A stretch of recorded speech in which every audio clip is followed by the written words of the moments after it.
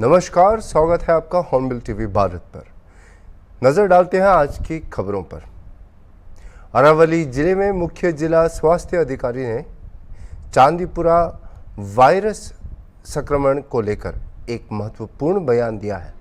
जिले में कुल 3 संदिग्ध मामले पाए गए हैं, जिनमें सभी नमूने जांच के लिए भेजे गए हैं। 2 बच्चों की मौत हो चुकी है जब तक रिपोर्ट नहीं आई थी। इस वायरस का प्रभाव भिलोड़ा और मेघराज तालुका में देखा गया है। सीमा क्षेत्रों में 25 टीमें जांच जारी रख रही है। बच्चों को लंबी बिब्स और पैंट पहनने की सलाह दी गई है। In Aravali district, 3 cases of viral encephalitis have been reported up till now, among which 2 of the children have died and 1 of the patient is under treatment in GMRS General Hospital, Himatnagar. This is a suspected cases of viral encephalitis, maybe due to the Chandipuram virus or any another virus. The laboratory sample has been sent to the National Institute of Virology, Pune, and when the reports of the come, we will let you know about which type of virus it is. So up till then, we have organized the preventive measures also for that. So in all the PHCs, CHCs, sub-district hospital and general hospital, we have arranged for the wards for the treatment of these patients. And we are doing an active surveillance activity in those villages from which the cases have been reported. We have completed all the surveillance activity in which the cases have been reported. Now we are shifting our surveillance activity to those villages which are in the border areas of Rajasthan state. So we are having almost 20 villages in Bhiloda Tehsil and 11 districts in Meghras Tehsil, which are adjoining the state of Rajasthan. So intensive active surveillance activity is going on in these villages, and 5% malathion dusting powder is used for the prevention and for this disease. These powder, 5% malathion powder, is dusted over those houses which are made of the mud, especially which are made of the muds. And so all the houses which are made of the mud and there is a hygiene is not proper, those type of the houses are being sprayed and fumigated by these 5% malathion powder. And all the precautionary measures which are taken to prevent this epidemic, we are taking all those measures. Mehsana police मुख्यालय के auditorium hall में कानूनी धन उधार गतिविधि विशेष अभियान के तहत एक सार्वजनिक बैठक का आयोजन किया गया। कार्यक्रम में महानिदेशक एवं मुख्य पुलिस अधीक्षक गुजरात राज्य गांधीनगर एवं पुलिस उपायुक्त गांधीनगर संभाग गांधीनगर एवं पुलिस अधीक्षक मेहसाणा के निर्देशानुसार कार्यक्रम आयोजित किया गया। कार्यक्रम का मुख्य उद्देश्य सूदखोरों के खिलाफ जन जागरूकता पैदा करना और गुजरात वित्त देवदार अधिनियम 2011 के तहत सूदखोरों के खिलाफ जन जागरूकता पैदा करना था। आज મહેસાણા જિલ્લામાં એક જનસંપર્ક સભા યોજવામાં આવી છે, જેમાં અમે જિલ્લા કક્ષાએ સમાજ કલ્યાણ વિભાગના અધિકારીની હાજરીમાં તથા જે બેંકના પ્રતિનિધિઓ છે, એ પ્રાઇવેટ બેંક અને ગવર્મેન્ટ અંડરટેકિંગ જે બેંક છે એ તમામના પ્રતિનિધિઓની હાજરીમાં સામાન્ય નાગરિક એક વ્યાજખોરો પાસેથી વ્યાજે પૈસા લઈ અને વ્યાજના ખપ્પરમાં જે હોમાઈ જતો હોય છે એમાંથી મુક્ત થવા માટે અને એનાથી दूर રહેવા માટેનો આજનો આ કાર્યક્રમનું આયોજન કરવામાં આવેલું હતું। ગૃહ વિભાગ તરફથી વ્યાજખોરો વિરુદ્ધમાં જે કાર્યવાહી કરવા માટે ગેરકાયદેસર રીતે લોકો પાસેથી 12%, 15%, 20% વ્યાજ જે રીતે લઈને અને સામાન્ય નાગરિકને આત્મહત્યા કરવા સુધીના એમાં પ્રયોજન સુધી આ લોકો લઈ જાય છે, એના વિરુદ્ધનું એક આ અભિયાન રાખવામાં આવેલું છે। સામાન્ય નાગરિક બેંકમાંથી લોન લે, વ્યાજખોરો પાસે ન જાય અને પોતાની જે જરૂરિયાત છે, ધંધાકીય જરૂરિયાત છે, સામાજિક જરૂરિયાત છે કે અંગત જરૂરિયાત છે, એના માટેનું એક આગોતરું આયોજન કરે એનો એક આ શિક્ષણ કાર્યક્રમ અહીં આગળ રાખવામાં આવેલો હતો, જેમાં મહેસાણા જિલ્લાના નાગરિકો મોટી સંખ્યામાં ઉપસ્થિત રહેલા છે અને આજરોજ આ બેંકના પ્રતિનિધિઓ પણ અહીંયા ઉપસ્થિત રહેલા છે। મહેસાણા જિલ્લા પોલીસનો એક અભિગમ રહ્યો છે કે સામાન્ય નાગરિક સુખાકારી જીવન જીવે એના માટે જરૂરિયાત પૈસાની તમામ માણસોને હોય છે, પણ એ પૈસાની જરૂરિયાત માટે કોઈ પણ વ્યાજખોરો પાસે ન જાય અને વ્યાજના ખપ્પરમાં ન હુમાય. બેન્કો પાસેથી જે નાણાંની જરૂરિયાત છે એ લોન પેટે મેળવે. અને એક સામાન્ય નિયમ છે કે વ્યાજખોરો પાસે જે બહુ મોટા પ્રમાણમાં વ્યાજ ભરવામાં આવે છે, જ્યારે બેન્કોમાં મર્યાદિત વ્યાજ લેવામાં આવતું હોય છે, વાર્ષિક વ્યાજ લેવામાં આવતું હોય છે, તો બેંક લોન મેળવી અને પોતાની જરૂરિયાત છે એ પૂરી કરે એવો એક અમારા તરફથી આ સંદેશ છે. रायगढ़ से करीबन 6 किलोमीटर दूर चक्रधर नगर थाना क्षेत्र अंतर्गत आने वाले ग्राम चिटका कानी में कल जयदेव गुप्ता का निधन हो गया था. देर शाम दाह संस्कार किया गया और परिजन घर लौट आए थे. तीजनान करने और अस्थि विसर्जन हेतु चर्चा के बाद सब घर पर ही थे. इसी बीच रात करीब 10 और 11 बजे के बीच पत्नी गुलाबी गुप्ता पेशाब करने के लिए निकली, लेकिन काफ़ी देर तक घर नहीं आने के कारण परिजनों ने अड़ोस पड़ोस में खोजबीन शुरू कर दी. कहीं नहीं मिलने पर लगभग बस्ती से 500 मीटर दूर स्थित शमशान घाट खोजने परिजन गए, जहां गुलाबी तो नहीं दिखी मगर उसके कपड़े, चप्पल और चश्मा चिता के बगल में पड़े मिले. इसकी सूचना रात में ही चक्रधर नगर थाने में दी गई. मौके पर पुलिस पहुंची थी. इसके बाद सुबह 9 बजे पुलिस विवेचना के लिए पहुंची. गुलाबी के पुत्र सुशील गुप्ता का कहना है कि उसकी मां चिता में ही अग्नि स्नान कर जान दे दी और सती हो गई. वहीं पुलिस का कहना है कि चिता ठंडा होने के बाद उसकी जांच करने के बाद ही पता चलेगा कि वास्तव में गुलाबी जलकर मर गई या फिर गुम हो गई. हाँ, क्या नाम है आपका? मेरा नाम सुशील गुप्ता है. क्या घटना हुई आपके परिवार में? अपने पापा तो मैंने कैंसर से पीड़ित थे. कैंसर पीड़ित में थे, अभी उनका 1.5 साल हो गया. और मैंने कल अपना वही मेडिकल कॉलेज में उनका तो डेथ हो गया. डेथ होने के बाद हम लोग उनका दाह संस्कार किए और वही 4 साढ़े 4 बजे हो तो उनका दाह संस्कार हुआ. उसके बाद हम लोग आए. फिर माने हम लोगों का तो ये तो रहता है कि अपना 3 दिन में एक वो माने प्रथा रहता है कि ती वाला. अब उसके बाद हम लोग तो सब चीज़ का विचार किए. विचार करने के बाद फिर मैं बोला कि आज उनको नहीं बोलते हैं, अभी मम्मी को, वो तो फिर अभी थोड़ा वो में है, और उनको फिर हम लोग सुबह उनको फिर बोलेंगे कि तो फिर हम लोग कैसे जाएंगे वहाँ, ये जो है अपना मन दाह संस्कार के लिए, अपना मन गंगा में स्नान के लिए. उसके बाद वो 11:30 से 12 बजे के बीच में अब वो फिर मैंने बोली कि मैं यूरिन से आ रहा हूँ. यूरिन से आने का तो फिर हम लोग देखे कि वो उसका तो पता पता नहीं है. उसके बाद तड़ोस पड़ोस सब साइड उसको खोजे अपना.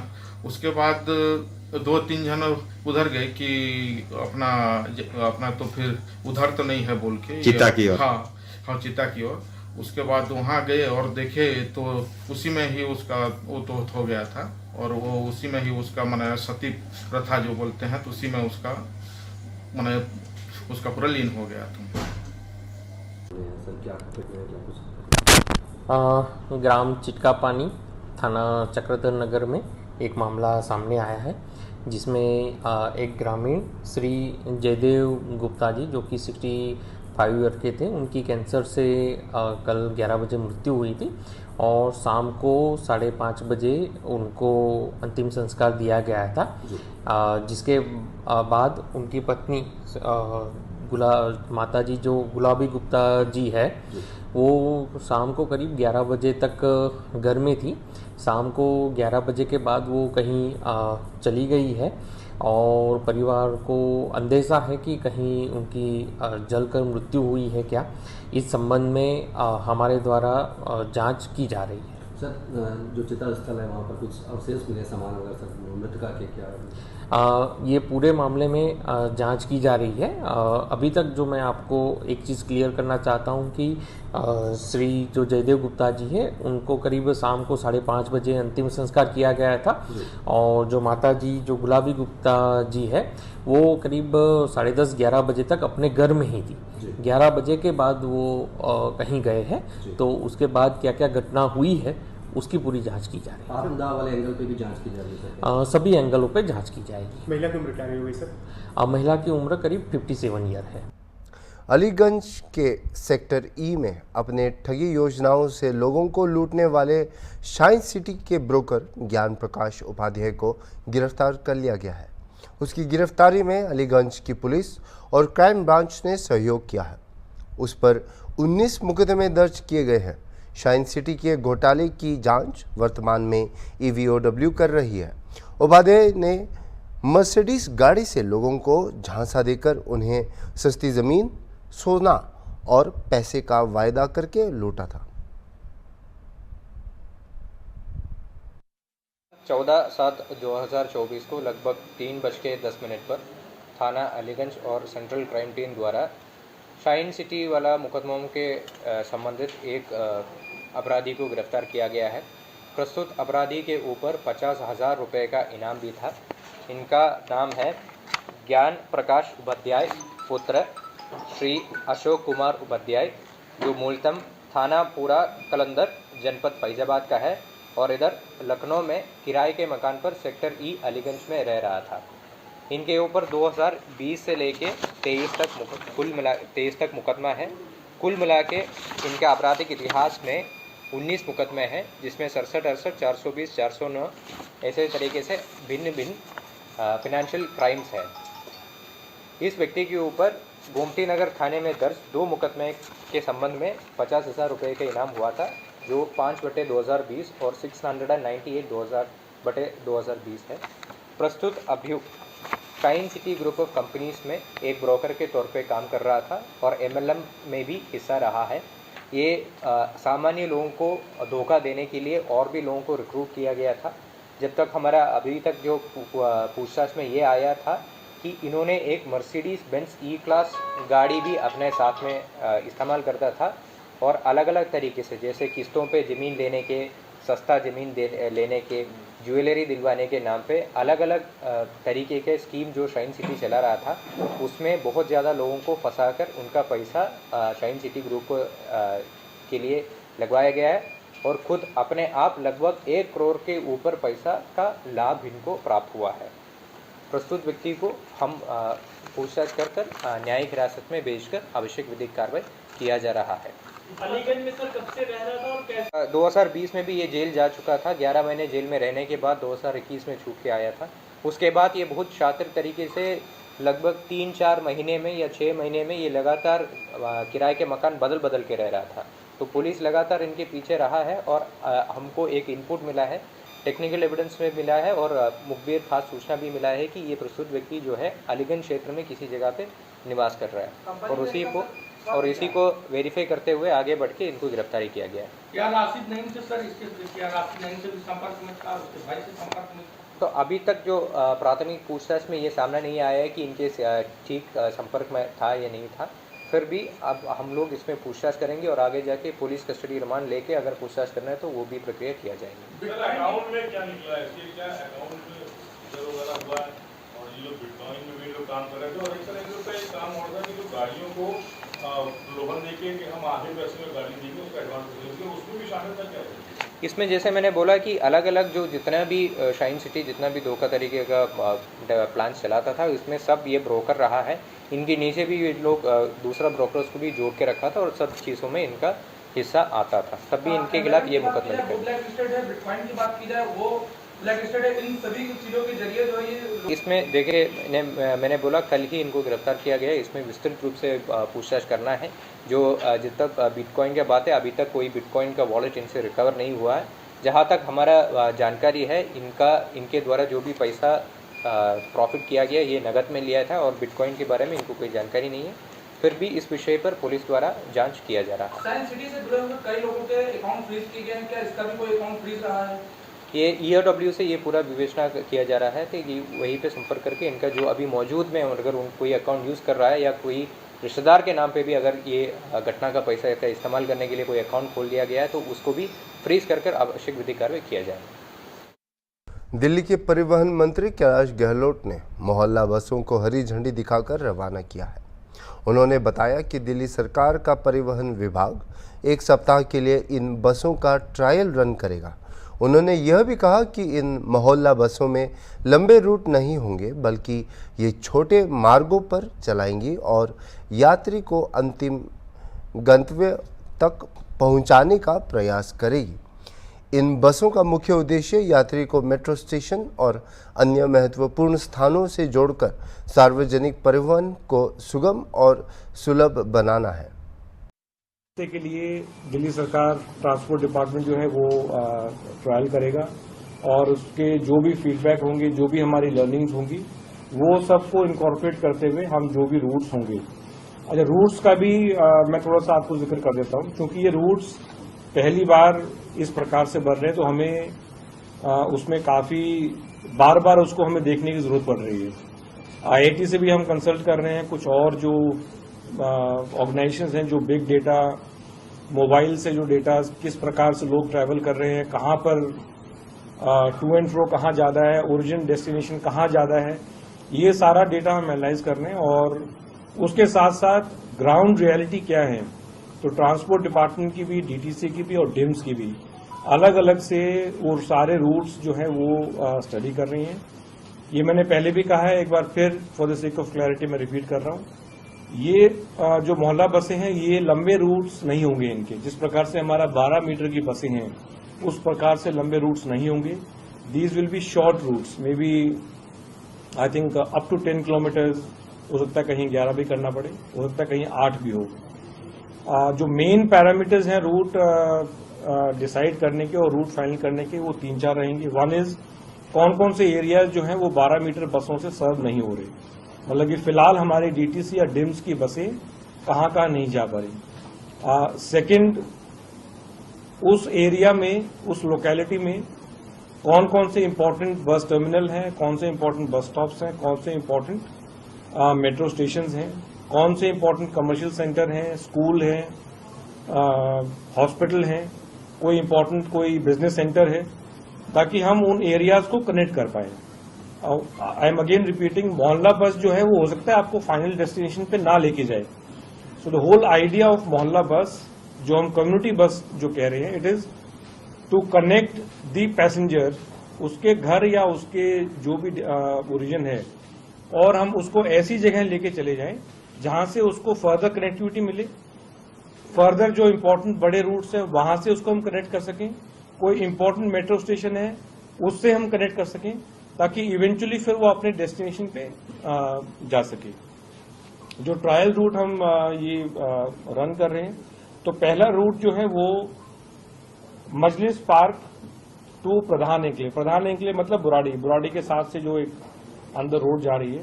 अब इस रोड पे आज से पहले कोई बस जो है वो नहीं चली है, तो ये बिल्कुल अनसर्व्ड एरिया है। अगर आप मैप पे देखेंगे तो मजलिस पार्क जो नीचे ब्लू मैजेंटा कलर में है, वहां से चल के फिर ये बुराड़ी क्रॉसिंग पे आएगी और झड़ौदा मेट्रो स्टेशन, और वहां से फिर ये ऊपर नॉर्थ की तरफ जो ये रोड है, eventually it will go up to Pradhan enclave, जो लास्ट में ग्रीन शो किया हुआ है। तो ये लगभग 10 किलोमीटर का ही रूट है, और वहां से फिर ये वापस डाउन ट्रिप में up to Majlis park metro station. तो एक रूट ये है जिसपे ये ट्रायल चलेगा। सेकंड जो रूट है वो अक्षरधाम से लेके मयूर विहार फेज 3, इसके जो इम्पोर्टेंट जो बीच में जो वाया और लोकेलिटी आएंगी, अक्षरधाम मेट्रो स्टेशन स्टार्ट होगी, उसके बाद Mayur Vihar phase 1 metro station, Trilokpuri 13 block, Rajveer Colony पुल number 1, and then Mayur Vihar phase 3 Paper Market. तो इसमें अगर आप देखेंगे तो ये इंपॉर्टेंट जो लोकेलिटी है उनको कनेक्ट कर रही है, बीच में 2 मेट्रो स्टेशन हैं उनको भी कनेक्ट कर रही है। So this is the second route जिसपे ये भी रफली ऑलमोस्ट 10 किलोमीटर्स का ही रूट है।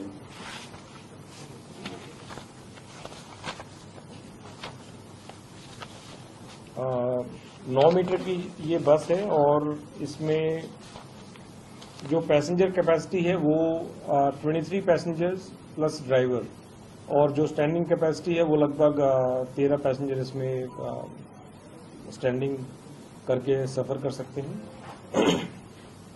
छोटी बस है तो सिंगल चार्ज में लगभग ये 120 किलोमीटर एक चार्ज पे 120 किलोमीटर तक ये जा सकती है।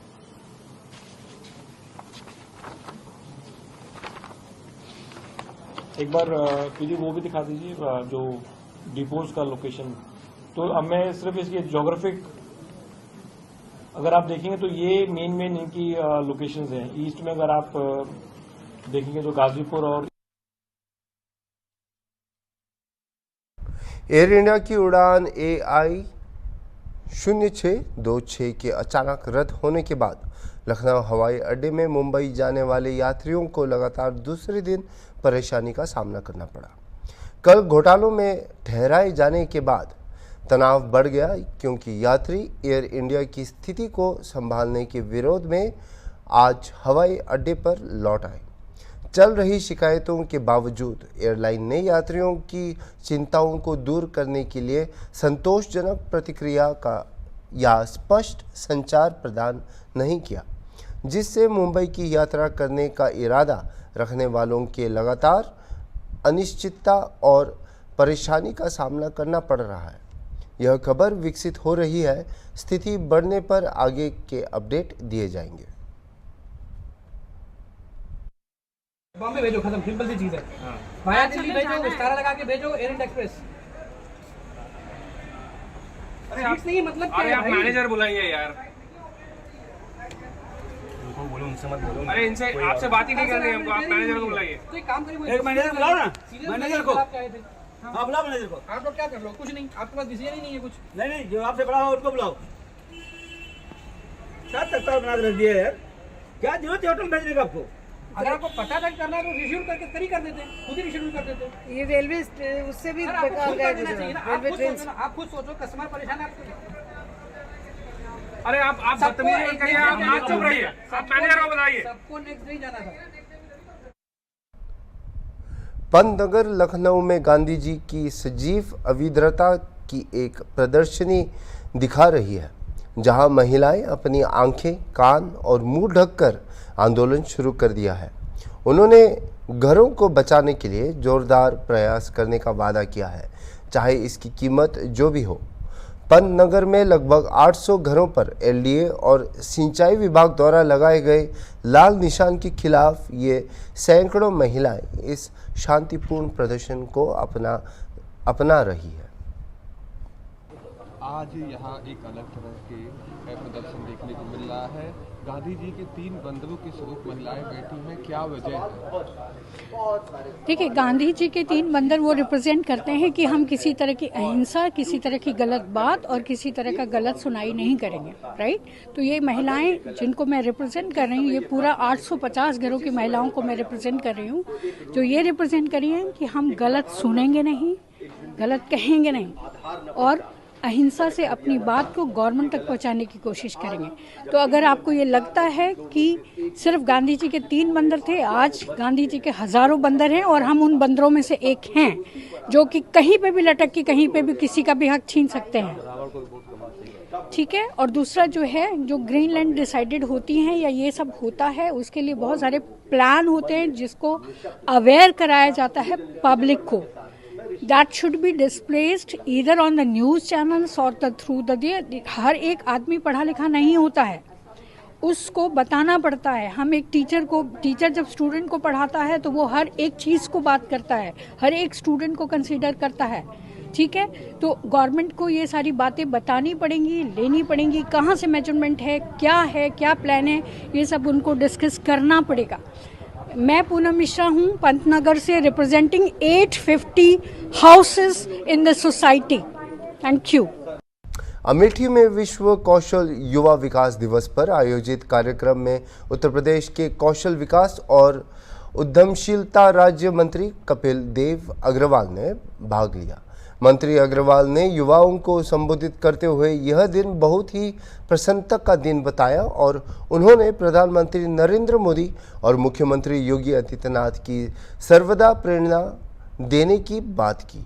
उन्होंने राज्य सरकार के कौशल विकास के मिशन को आगे बढ़ाने का वादा किया और अपने विभाग की महत्वपूर्ण भूमिका को बताया, जिसमें युवाओं को विभिन्न क्षेत्रों में कौशल प्रशिक्षण देना शामिल है।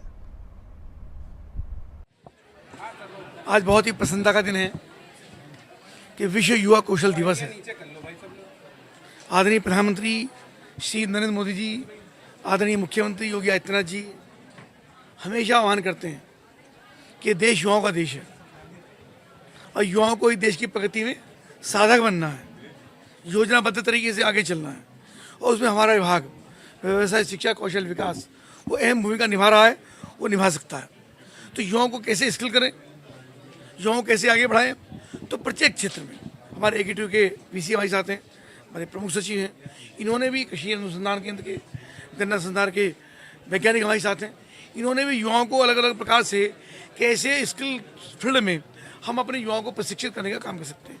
एग्रीकल्चर आज बहुत बड़ा फील्ड है, ई एग्रीकल्चर, जो धान हो, गन्ना हो, गेहूँ हो, चावल हो, इसके अलावा केला हो, अंगूर हो, इस प्रकार की जो फसलें होती हैं उन सब में युवाओं को स्किल हम करने का काम करते हैं। इसके साथ साथ जो हमारा विशेष रूप से टाटा के साथ एमओयू हुआ, तो टाटा में 11 ट्रेड के साथ हम उन बच्चों को प्रशिक्षण देने का काम करें जो लेटेस्ट टेक्नोलॉजी के स्किल्स हैं, जिनमें आर्टिफिशियल इंटेलिजेंस है, जिसमें हमारा ई व्हीकल्स है, जिसमें हमारा 3D प्रिंटिंग है, जिसमें हमारा सोलर है।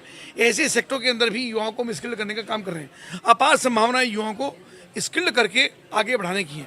माननीय प्रधानमंत्री नरेंद्र मोदी जी का जो संकल्प है कि $5 ट्रिलियन की इकोनॉमी हमको हिंदुस्तान की डेवलप करनी है और माननीय मुख्यमंत्री योगी आदित्यनाथ जी अपने उत्तर प्रदेश को $1 ट्रिलियन की इकोनॉमी बनाना चाहते, उसमें हमारे विभाग का बहुत महत्वपूर्ण योगदान है। हमारे विभाग से युवा स्किल्ड होकर के अपने आप को स्वावलंबी बनाने का काम कर सकते हैं। इसके साथ हमें फॉरेन लैंग्वेज, विदेशी लैंग्वेज का भी हमने किया है, क्योंकि विदेशों में अगर व्यापार करना है, काम करना है, जॉब करनी, या हिंदुस्तान के अंदर भी जो लोग इस प्रकार का बिजनेस करते हैं जिनका टाई अप विदेशों से, जापान से, चाइना से, इजराइल से होता है, तो उनमें भी हमारी विदेशी लैंग्वेज की जरूरत पड़ती है। तो उनका भी प्रशिक्षण हमारे विभाग के द्वारा लगातार हो रहा है। तो हमको लगता है कि हमारा विभाग एक शानदार उपलब्धि के साथ, शानदार परिश्रम के साथ आगे बढ़ने का काम कर रहा है। युवाओं को हम प्रशिक्षित करने का काम करेंगे और जो इसके अंदर गैप आएंगे, स्किल गैप, एक विषय और भी है कि इंडस्ट्री की मांग के अनुरूप हम युवाओं को ट्रेनिंग देने का काम कर रहे हैं। आज इंडस्ट्री की डिमांड क्या है, इंडस्ट्री कैसे युवाओं को चाहती है, कैसा उनको मैन पावर चाहिए, वैसी ही ट्रेनिंग देने का हम बच्चों को काम करते हैं। तो मुझको लगता है आज का ये शानदार दिवस है। मैं सभी युवाओं को आज के दिवस पर, विश्व युवा स्किल डे पर बच्चों को बधाई देता हूँ, शुभकामनाएं देता हूँ और हमें विभाग के साथ जुड़ करके अपने आप को स्किल्ड करें। यूनिवर्सिटीज़ में, पॉलिटेक्निक में, सब जगह हमारा विभाग काम कर रहा है। सभी को आज के दिवस की बधाई। अभी के लिए इतना ही और खबरों के लिए आप देखते रहिए हॉर्नबिल टीवी।